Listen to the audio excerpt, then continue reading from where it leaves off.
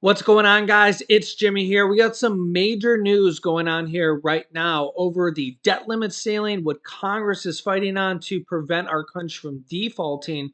Also, what the head of the VA, Veterans Affairs, is saying right now over massive cuts, which could happen and also have a massive effect to veterans here in our country. I'll let you know exactly what they are saying here and why Republicans are enraged over exactly what they're saying here. And I'll give you both sides of the story here in this video.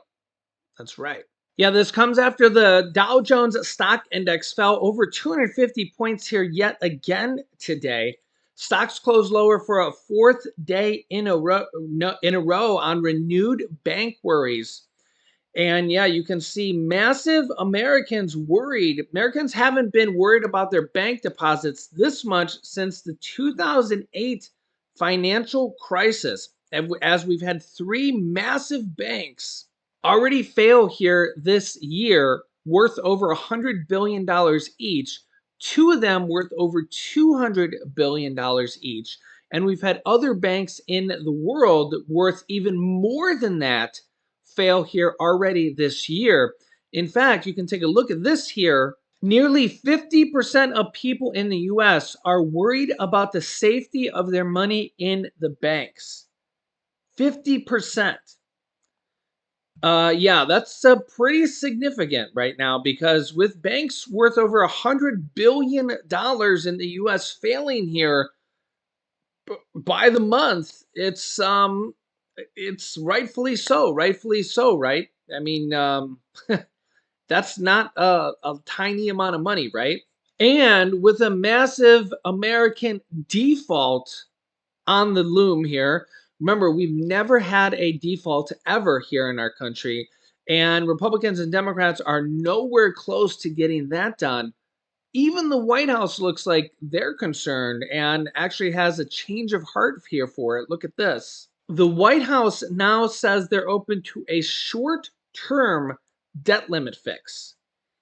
This is a sharp change in contract here because before they said, well, we're not going to negotiate at all, and you just need to raise the debt limit with no negotiations, and we're not going to, in fact, we're not open to anything. Now they're saying, well, we realize that we're in deep doo-doo and we're willing to maybe do a short-term debt limit fix. Yeah, so now they're saying they're expressing openness to a short-term fix to the debt ceiling as the U.S. barrels towards a June default. As Treasury Secretary Janet Yellen says that we could default as early as June 1st, less than 30 days away, with the full faith and credit of the U.S. government in the balance. Saying, quote, congressional leaders are going to have to figure out a way to do this. Of course, I'm sure there'll be conversations about the length. You saw the length in the congressional Republican bill that would take us into the situation again next year, said the Office of Management of Budget Director, told reporters here at the White House today. And when asked whether President Biden would sign a bill that would raise the debt limit for a shorter period of time, Young indicated that this would be a positive sign for negotiations, but said they are not there yet. Quote, at least part of the conversation about length, I would love to be in that part of the conversation, but we're at least positive that default is off the table if they could even get that done.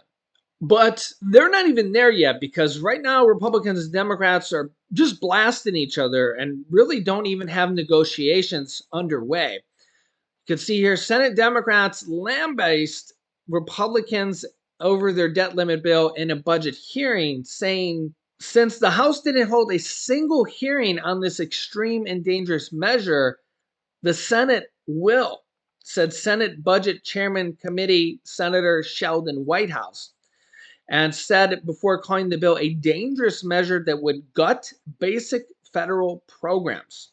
This comes as the House Republicans last month narrowly passed their bill, the Limit, Save, and Grow Act, which pairs a $1.5 trillion increase to the debt limit bill with a $4.8 trillion in spending cuts. that have prompted fierce opposition from Democrats. Democrats are actually referring to it as the Default on America Act. Wow. Uh, yeah. And backed President Biden's call for a clean debt ceiling increase, which Republicans say they're not going to do. Meanwhile, on the veterans and the VA Veterans Affairs, more than 50 House Republicans tear into the VA secretary over the debt bill claims. A group of 56 House Republicans tore into the Secretary of Veteran Affairs, Dennis McDonough, for his department's assertions over the Republicans' debt ceiling increase and spending cuts that would slash veterans' benefits. There seems to be some disagreements on this, but the head of the VA says that there would be a significant increase to veterans' benefits. In a Thursday letter led by Representative Jen Kiggins, Republican from Virginia, a Navy veteran from a military family, Republicans said the secretary's claims are dishonest and shameless. Quote, the intent of the legislation is to set a top line number for the entire federal budget, the group wrote in the letter shared with The Hill. They added that the top congressional leaders have stated unequivocally that veterans will be protected and the VA will be funded. Many members of Congress are deeply troubled and personally offended that the Biden administration continues to use these dishonest talking points to create panic and fear in our veteran populations, the letter said, accusing the department of playing political games. Republicans' Limit, Save, and Grow Act, paired with a debt ceiling increase of $1.5 trillion, with a swatch of policy priorities and spending reductions that the Congressional Budget Office estimated would reduce the federal deficit by about $4.8 trillion over the next decade. The GOP legislation was intended to bring President Biden to the table to negotiate on spending cuts as a condition of raising the debt ceiling, and maybe not necessarily as a final product. Biden's not having it. He wants to just pass the debt ceiling as a clean condition without any negotiations. Including in the Republican bill is a cap on discretionary spending in line with fiscal 2022 levels overall, while only allowing for 1% growth per year going forward. The White House said that if Republicans do not cut defense spending, the fiscal 2022 level would amount to a 22% cut across other discretionary spending. Now, the VA has said in a press release last week and warned, this is directly from the VA, that the bill could amount to a loss of jobs across the VA, Veterans Affairs, longer wait times, reduced telehealth access, and more. The VA secretary also said in a Senate hearing that the bill may result in 30 million fewer outpatient visits. 30 million. It's a lot. Leading to fewer cancer screenings, mental health screenings, and substance abuse disorder treatments, I'm sure, among a lot of other stuff. Because again, we're talking about cuts across the board for a lot of things, not just the VA. We're talking about $4.8 trillion in cuts, right? Those assertions enraged Republicans who have repeatedly said they will not cut veterans' benefits.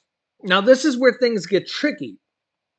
The legislation does not make any specific cuts to veteran benefits or to defense.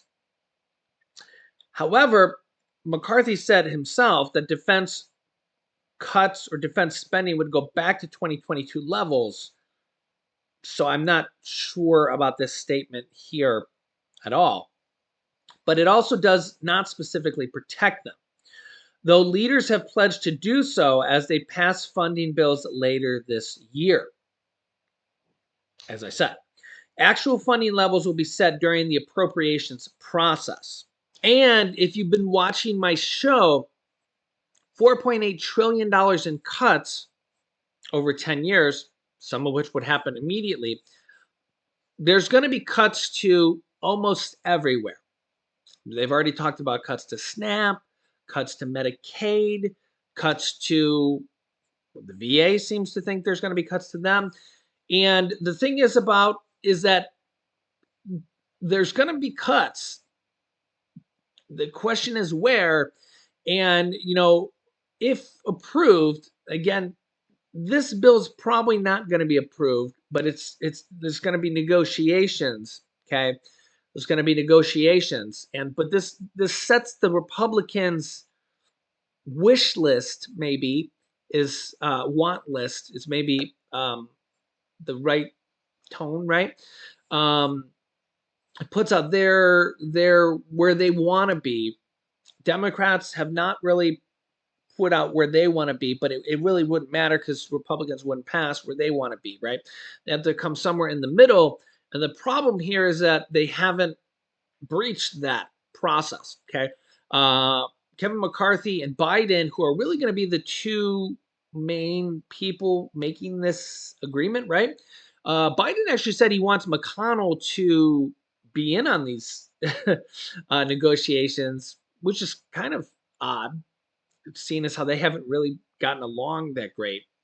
Even though they were considered friends before they Biden took office here as a president, they haven't really got along that great.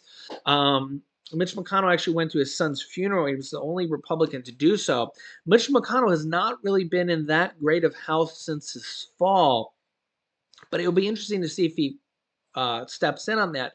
Mitch McConnell does seem to ironically be a little bit more of a reasonable on budget negotiation talks. I don't think that Kevin McCarthy is unreasonable either, to be honest, on budget negotiation talks. I think he's there. I actually think there's a lot more extreme Republicans because remember, there were some more extreme Republicans like Matt Gaetz and stuff that were negotiating. Whoa, we want a lot more cuts. We want a lot more. So it'll be interesting to see what happens if Mitch McConnell sits in on that. But the problem is that they're nowhere close to actually getting a deal done. So let me know your thoughts here in the comments. I'll keep you up to date here with everything going on here in our country on a daily basis. So if you haven't yet, make sure to click the subscribe button down below and click the bell icon so you don't miss out on any new videos here. Thank you for liking and sharing these videos as well. Here's some videos you should watch next. The Fed just made a massive announcement here that's going to affect millions of Americans in this video. And, quote, we're on the brink of nuclear war. You could see that here in this video. So click on one of those videos next. Thanks for watching, guys, and I'll see you in the next video.